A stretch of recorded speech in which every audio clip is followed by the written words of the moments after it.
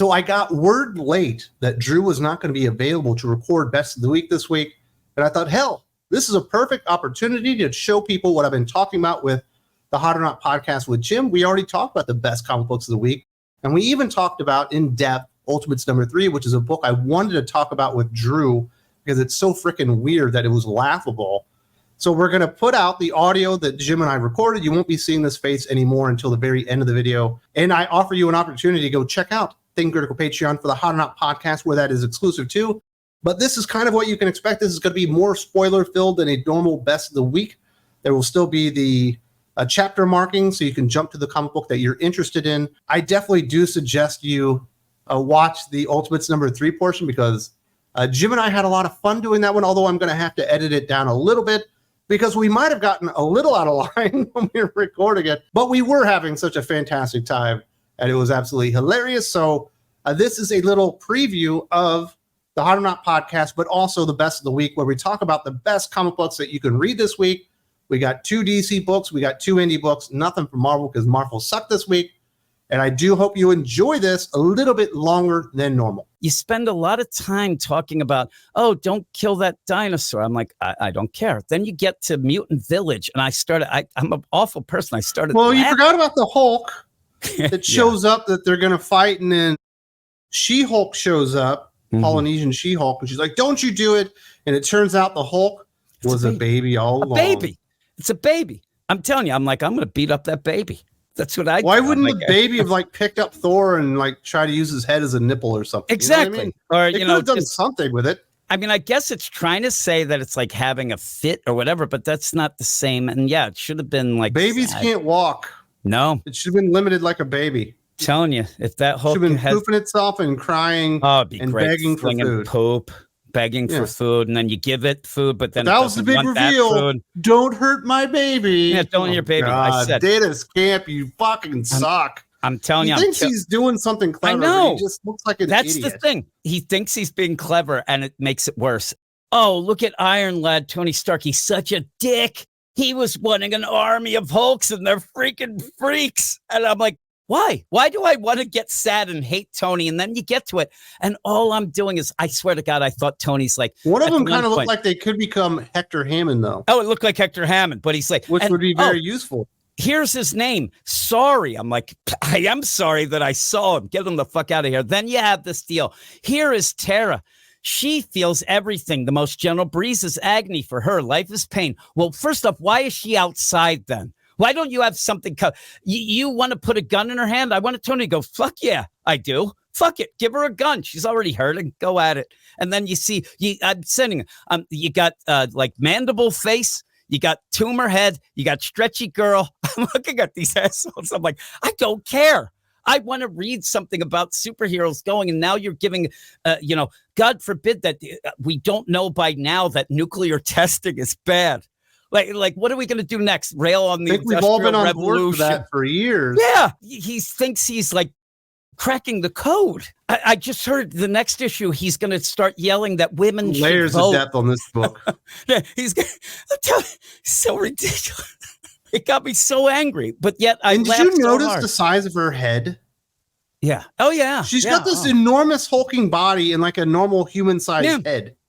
Yep. It's she's got a pinhead. She's right with the freaks.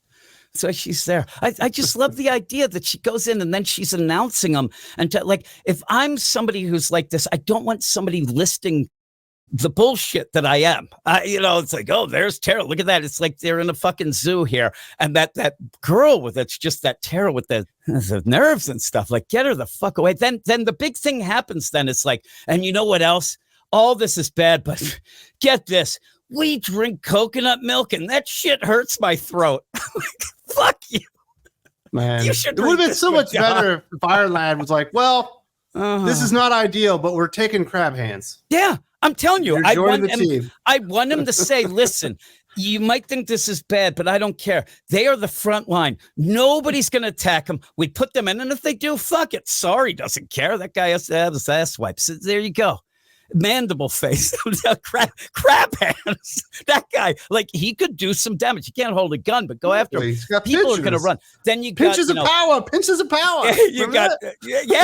You got 10,000 eyes on the arms girl. You got another where it's like 3-headed girl, but the other 2 heads are babies. Like, she's the shrunken head lady.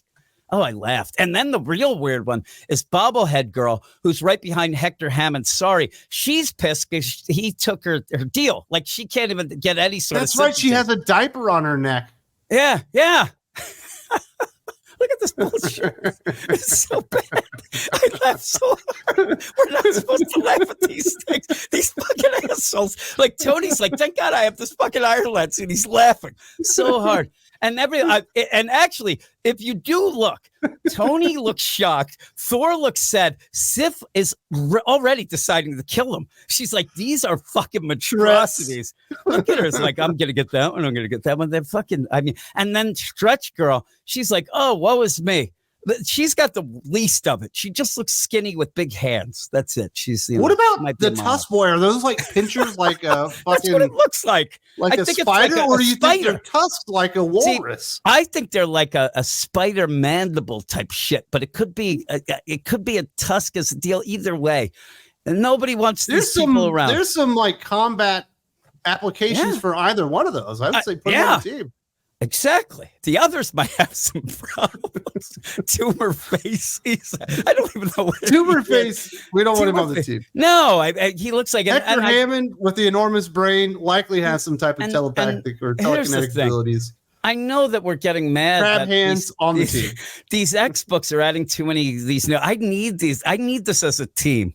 It's just the worst team ever. It's like the extra X team, they'll call them. They're the worst. They're so, and they just all come out and they're just standing there, probably moaning. The girl can be shit neck, where she's got the babies pooping on her neck. She's got a diaper on her neck. She's got a diaper on her neck. Why does she? And I'm sure that the babies, but they're babies. You see them; they look like shrunken heads. It would have been cool to have like the angel and the devil there, but no, doesn't look it. And then Stretch Armstrong over there, that she might be, and I love the deal too. All these monstrosities, and somebody's decided, hey, Stretch, put a flower in your hair. You'll look pretty. Nobody's looking at them. They're pretty. Get the fuck out of here. They're monstrosities. And then Tony says, oh my God, this whole place is irradiated. I'm going to take you somewhere. I'm going to give you an island that you only dream of. And then he says, okay, and this is where I love Deniz Camp is so bad. She says, can't you fix our island, or you fix our island will help? And then Tony starts to name the things that he's going to need. Like, he's like, well, I'm going to need the borax. I'm like, why are we doing this? And then also you have to have the classic with the baby that you have to sing to it because it's the Hulk, and that's the generic shit to do. So that happens too. It's bad, but I love those kids. They're the best part of the issue. I spent so much time, but like we did it again. I'm making up shit about them and what are they going to do? And oh, that guy's cool. And but you also have these pages. They're not data pages. They're full out text. I'm like, I'm not reading that. I will end up putting my review up for this on the page, and I'm sure that people will argue with me again, like they did last issue, where they were saying it was the greatest thing ever. And I said, no, it was bullshit. And this Midas stuff then. And then you just like, let's forget about that. Let's go to this. It's just random nonsense. And it's random, like gathering of a team, but not even in the way that we saw that Tony was doing it in the regular, book and whatnot, when he's coming back to Spider-Man. But like, he's just going around grabbing people now.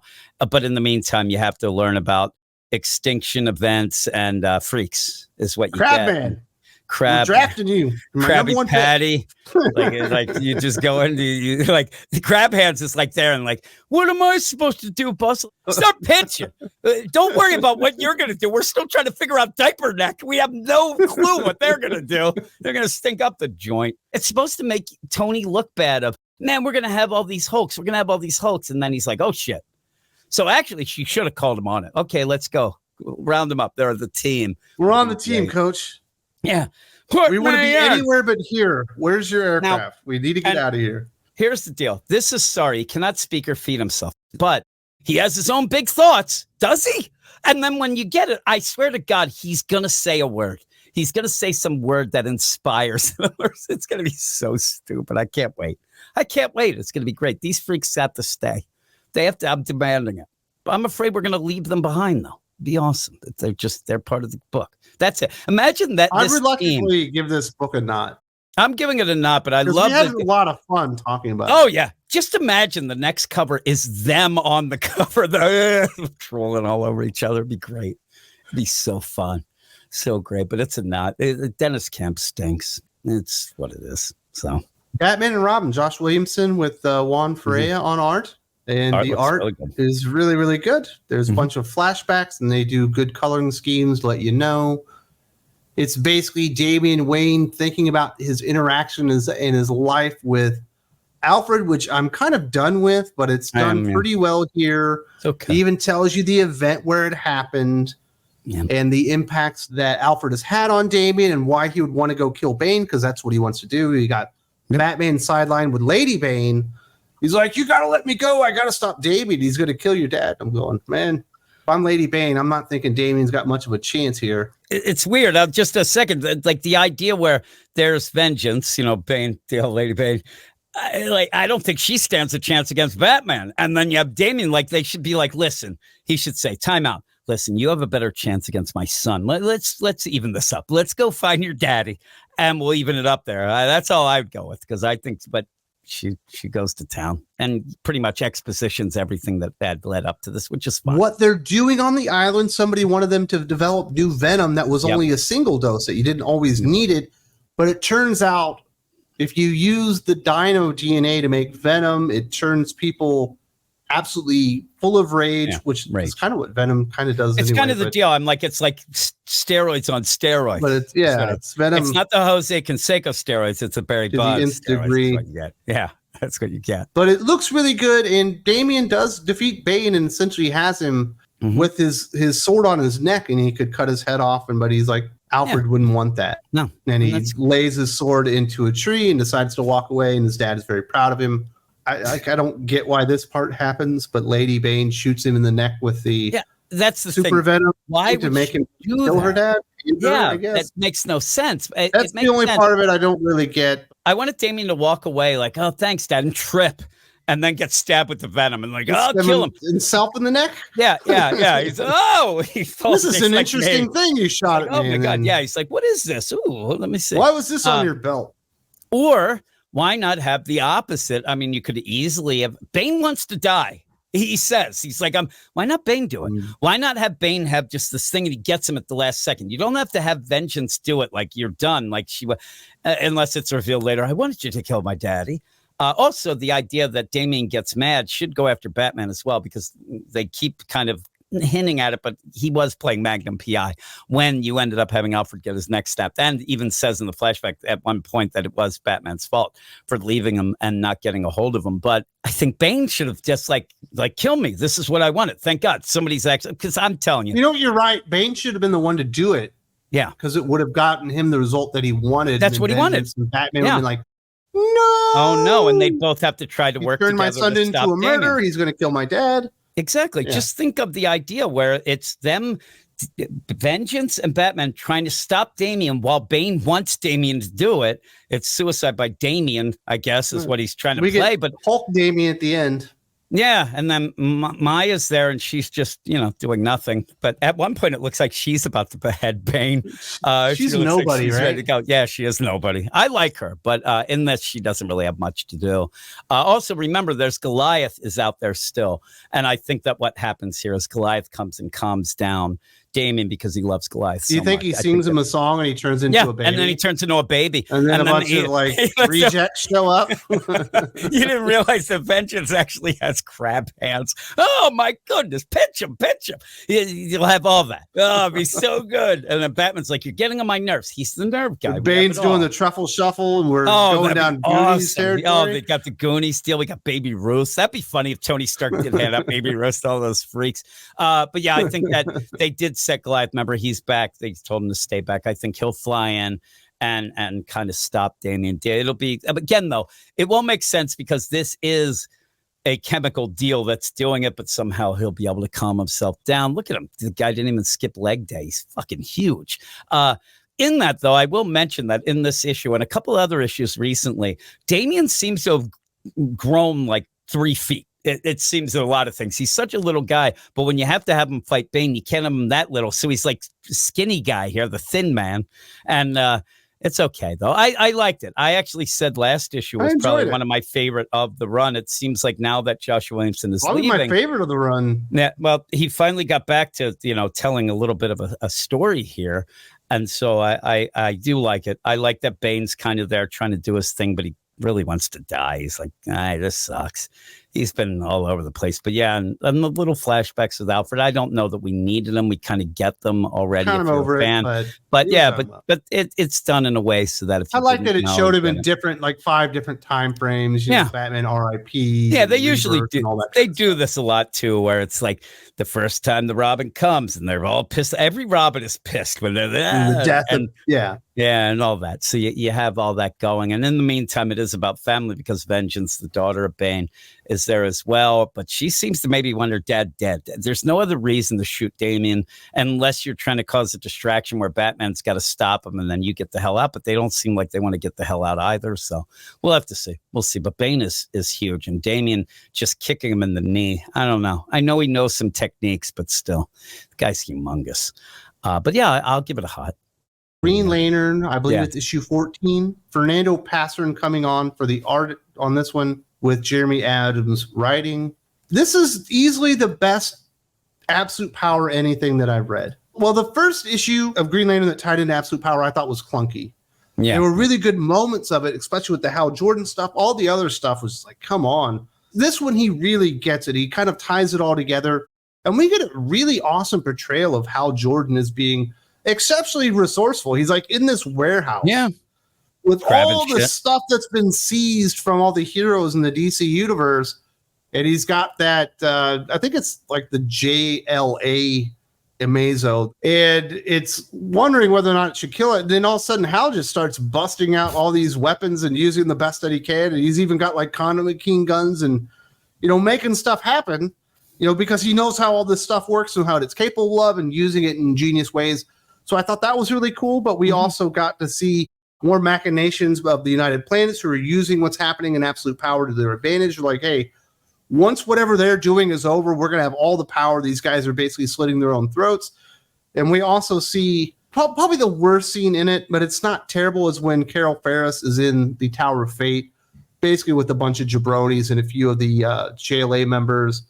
I don't like a couple of the characters there, but the idea that we need somebody that can go out there and infiltrate that nobody knows has superpowers or would ever suspect being with us, and Carol Ferris kind of being not Carol? Answer. I thought that one made sense. And I quite like this issue. I think a lot of it worked. That point, I like it with it's Stitch and Salem, and they're on either side of Carol, and they're like, we need somebody who's unknown. And each time they talk, they're getting closer and closer to Carol because they're just staring at her. She's like, well, what's going on? Oh, it's me. And I thought that was pretty cool. And it works because, with Carol and the deal there. Again, it's weird because even so, I kind of wish that we just had a regular Green Lantern issue, but because we're doing this, he's using. But he's still able to keep the other story going. That's what I'm saying. That's the best part of it. Like in the Batman book, you just Chip Zdarsky's like, fuck it, we're doing nothing. We're going to do that. Wonder Woman, fuck it. We're dropping everything as if, you can call a timeout. Not that the Sovereign in that book would take advantage like you have Theros in this taking advantage. Lo and behold, Jeremy Adams can do something with it. And I did like it. And even then, he's having fun. And it's cool. And so he has some fun with it. And then when you have Jadestone come in, Jadestone was conflicted with Alan Scott saying, should I destroy him? No, I'm going to learn. But Hal Jordan's just a straight up action. He's like, eliminate. Hal's like, oh, shit, and runs away. It's pretty cool. He even gets his ring. And even the ending, I kind of dig because he uses some magic. And he doesn't know how to use magic. He ends up saying abracadabra. Something happens. The next thing you know, it transports him and all the weapons and stuff around him, essentially to the Fortress of Solitude, where the other Justice Leaguers are, which is a great stroke of luck. Now here's the deal. Because you don't read the main book, they're on Themyscira.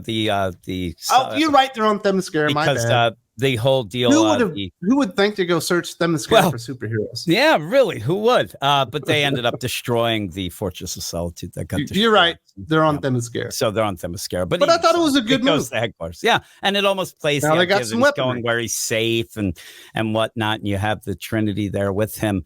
And yeah, they have some weapons. They're goofy, but they're still weapons, and they're going to need stuff because there's not a lot of people left, and little of them have powers. So they're going to have to arm people. So you might get what I do like in things like this, when, especially without powers. I like when the non-powered heroes do step up, but I also like when you need to equip, like, oh, there's Hal Jordan with, Mr. Freeze's freeze gun, and you got this, and you have some fun with all that, which could be cool. And even then, I know that a lot of people don't like Stitch, the character, but they're not doing it. Kind of fun just having them there. I'm still waiting for Naomi to show up. Like, hey, I'm a mega level character. What's going on? Like, she comes in and saves the day, because even then the Batman and Superman again are like putting their hands on their cheeks, like they're giddy. They're like, finally crying. We're My saved. God, a real it's hero, our savior.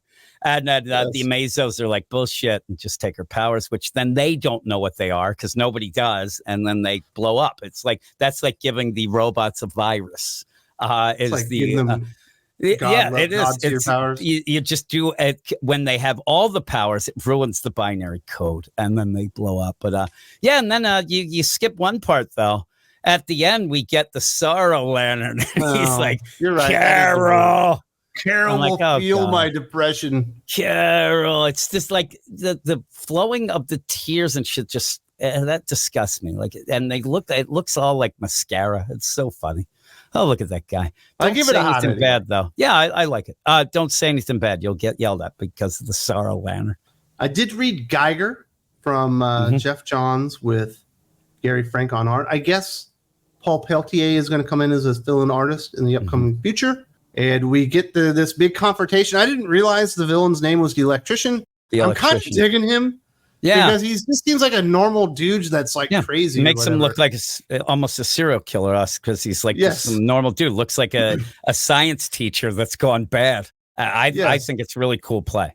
I thought the last issue was a little bit, it's like, man, this might be the weakest one so far. I thought this is a pretty good bounce back. There's lots of action, lots of resolution, and the inclusion of the Atomic Knight or whatever, and his story of redemption is really working out, and he does everything that he can to save Geiger, and he fucks it up. He just keeps, but he keeps getting up. Yeah, he just doesn't stop because he has nobody else, and he loves Geiger. It's like a family to him now, and Barney.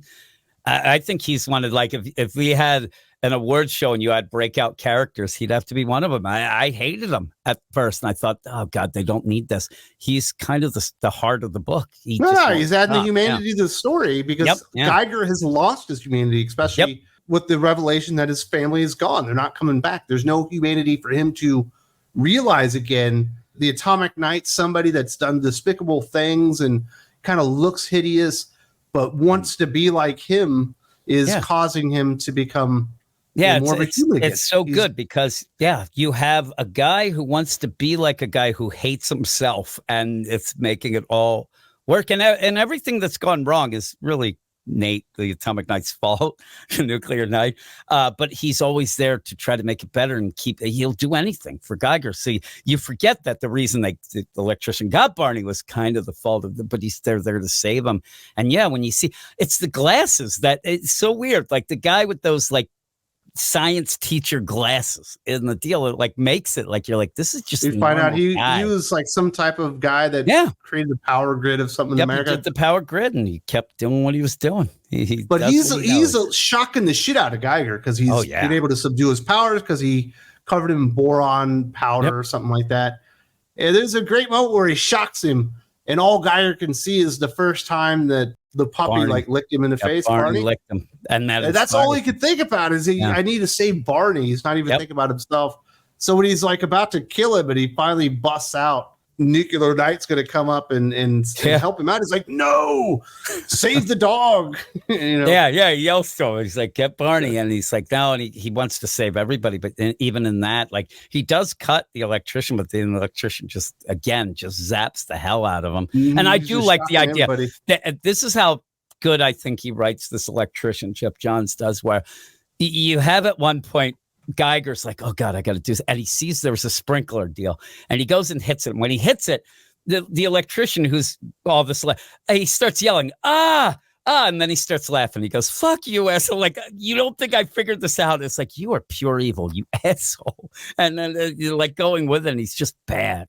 Like he's bad in a worse way than just like a superhero versus a villain type thing. This is a guy that it could be real, just a serial killer. Like guy says, I like to see and feel pain, all that shit. And then at the end, he does see and feel pain, which is hilarious. Yep. The dog is freed. The dog decides to take him on, creates like a hole in his suit or whatever, which makes him electrocute himself. And it looks like we might have lost the dog, but the dog does lick Geiger in the face by the end. Yeah. Then we get some big reveals on who's behind all this, who hired the electrician, who's really coming after him, which I thought were very, very interesting. Don't want to spoil too much on it, but it was a good final reveal. Oh, it's really good. And then it's starting to tie some other things together. And and just the only thing that I thought was a little down is some of the art, like when the electrician's, suit blows up, it's like, you went from one to and I'm like, okay, I didn't really get that. And then he does end up falling into the meat grinder. And I'm like, he could have seen that a little more. Like, I don't mean when he's grinding. I just like that his foot was stuck in there because he just said my foot. Yeah, he says my boot. It's hard to see, yeah. And the first thing I'm like, what? Oh, and I had to go, okay, I see what happened. I thought it should have been, I don't want to see him ground up, but the idea, or you could have had him come out the other end because remember, it was funny because little wood chipper moment from. Yeah, exactly. The nuclear night, when they got there, his big thing with, if you remember, he's like, you think they still have the hot dogs in there? And no. And then I swear to God, he was going to case this up and make some, electrician dogs. But at the end, you have Nate thinks that, oh my God, Barney, but he does lick him. So hopefully that's, and the next issue has Barney on the cover. So hopefully that shows that he's alive because I really like Barney as well. So I liked it. I like this book a lot. So it's not a surprise. It's still I think it's still number 3 on my Ghost Machine, but they're very close. Like they number it's 3. Much closer to Redcoat for me than it is to Rook, which I think is Rook is really heads good. and tails above. To me, the 3 of these books are some of the best books out there. So even Geiger, that's third in this deal, is still better than most Marvel and DC stuff right now. So it's not like I'm saying it's bad, but it is still my third deal. I like when I read it, but I look forward to the others more. Last book that I read this month was Transformers. I believe it's issue number 11.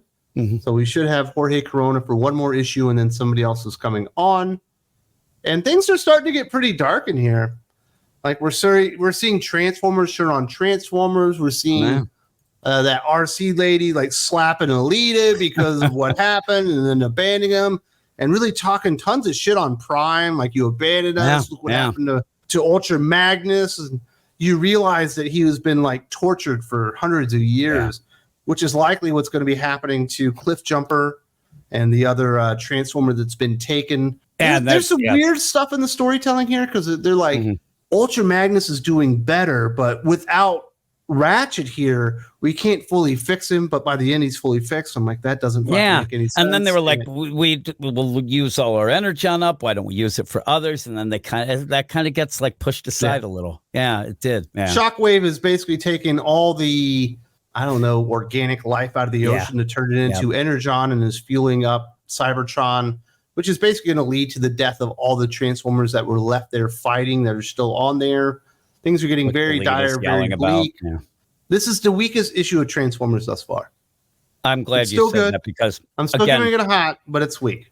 Again, I don't like some of the things they're talking about. It always does hinge on, you're going to like it more if you know the lore and stuff like that and what they're because there's going to be like, oh my God, that guy hates that guy and this guy. I don't have that, but I've still been enjoying it. But in this issue, I was like, I don't know why, but by the end, I'm like, I didn't really enjoy it as much as I usually do. And I was afraid that if you would have said, I'm telling you, it was all on you. I didn't want to say anything to get you nervous. You want to embarrass yourself? If you would if you would have said this was the best issue of Transformers, I actually, in my mind, while I was reading it, thought to myself, if he said, I might be out because if this is the best, I think it's gone beyond me. But you saying it's a little down, that makes me actually happy. No. I thought it was down as well, but it's still good. But I was just like, good. it's kind of, and some so of the many weird lost. relationship things that are being explored there. And Carly wants to be a warrior. Yeah. And Spike doesn't know what to do with Beachcomber, and Beachcomber wants to be a pacifist. Yep. And then Ultra Magnus finally makes it to the thing, and Shockwave laughs at him, and he basically runs off as a coward, which I thought actually was a really cool moment. Yeah. I think it could have been set up better. I thought that was really impactful or whatever, or profound almost at the end. Certainly the best moment of the comic book, but it was just a lot of stuff being thrown at you, and none of it was like super duper impactful. And it was just a little too dark for me. And I was like, this one doesn't feel as good. That was the same as I felt. And you're going through, and there's Spike and Beachcomber, like you said, and I'm like, come on, Beachcomber, you're gonna have to do something. They're gonna destroy everything.